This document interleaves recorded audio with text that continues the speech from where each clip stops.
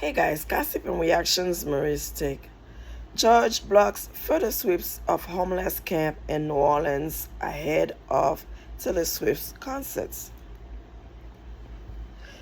A judge in Louisiana has temporarily blocked further efforts by state officials to deal homeless encampments in New Orleans, stalling a push that came ahead of three Taylor Swift concerts in the city this weekend. The effort to relocate about 75 people living in tents beneath an overpass near the Superdome began in the days leading up to Popstar's show, which could draw 150,000 visitors to the stadium. But that is an issue that's been around for a minute now that they should have been able to handle that.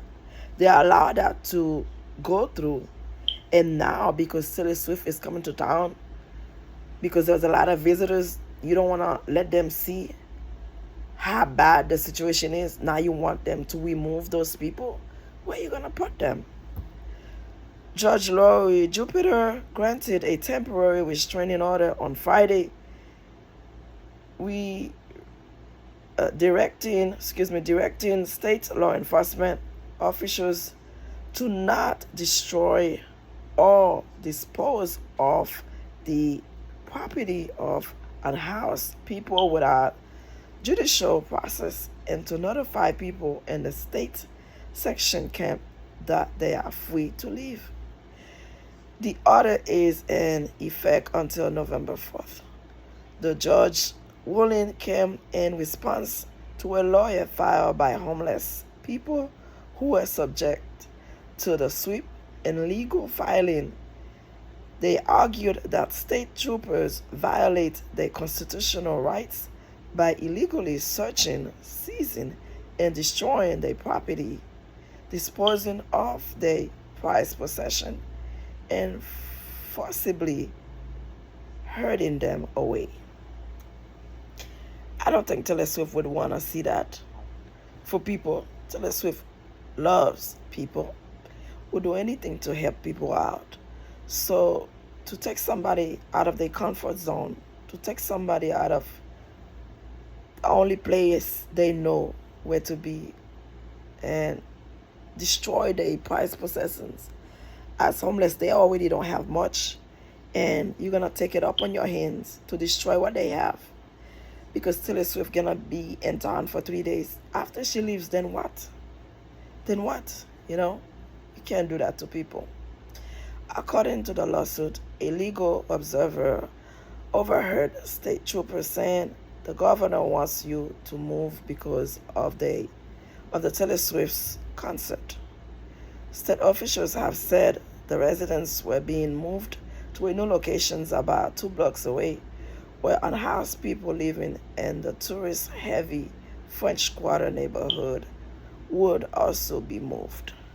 To move them, you have to have a place to put them. You can't just move them for 3 days, destroy their properties, and thinking it's okay. It's one thing I like about America. There was rules, there was law that you have to follow, there was regulation. Just because they are homeless doesn't mean they don't have the Constitution behind them to protect them. And this is not a third world country. We have people that are in charge that have a mentality, a mindset of a dictatorship, of a third world country mindset. Like, I am in charge, I have authority, I ask you to leave, or I'm going to destroy your stuff. But at the same time, on the other hand, we have those people that are homeless. Some of them were once well-educated people, had a family, but somehow they fall in the wrong path by having the wrong friends, doing the wrong thing, trying drugs, drinking, losing families. Some people becoming homeless because of divorce. The woman take everything from them. They ended up have nothing. I have heard stories where doctors, lawyers once had a beautiful family, have the picket fence, have the nice home, and because of the wife divorced them and take almost everything from them. They ended up saying, you know what, not only you take everything, I still have to pay your child support, spousal support. I would rather be homeless. I would rather not working. I would rather destroy the license I earned, work hard for, than to take care of you for life. So those homeless people, they had a life. But you see, when I see homeless people, what I'm thinking about when I look at them, whether it's black or white, because I remember when I had my 4 kids, when they hand this baby and that baby blanket to me, the first moment I lay my eyes on my child and said, oh, I hope nothing but the best for you. I want you to become successful. I want you to be the next big thing. You were born in a country of opportunities, in a country where if you make it, if you try, nothing can stop you. So when I look at those homeless people, I said, my goodness, this person was given to their parents in a little blanket. What went wrong from that moment to them going home 3 days later? I don't know how they do it now, how many days the mom stay in the hospital. But on my, I did not like having babies on the weekend because the doctor not at the hospital. I have to wait until Monday. And I have other kids to go home to. So I was like, oh, come on. I can't. No, you can't go until the doctor comes on Monday. So anyhow, not to forget the point I'm trying to make. When I see those homeless people on the street, I literally look at them and ask, what went wrong? Because when that mother went to the hospital and gave birth to that baby, that precious baby, and when the doctor hands you this baby and that little blanket, and you pray and hope nothing but the best for your child in a country called America, greatest country of all time. I don't care what Trump say, what Trump believe. America is a garbage can. That's his belief because he want to turn it to a dictatorship. He doesn't like democracy. He doesn't like freedom. So he wants to change that.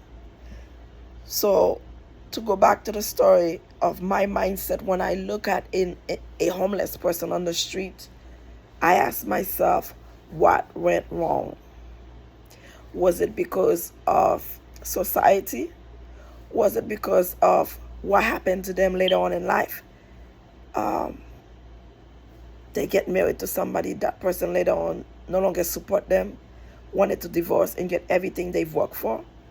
People hooked up in drugs. People get in car accident. Something out of natural disaster in their own life happened, changed the whole perspective of their point of view of life. Cat Williams said he was homeless for a few months where he came here. Is it Coral Gable? He was at the park.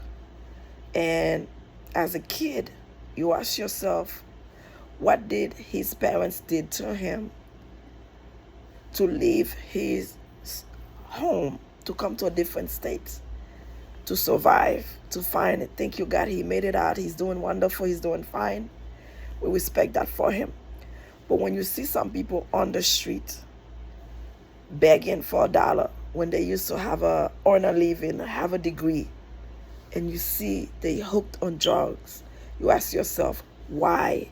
What happened from that moment the doctor handed the baby with the blankets to them going home? And what happened later on? 6 months later, a month later, a year later, let's say years later, 10, 15, 20 years later, what happened?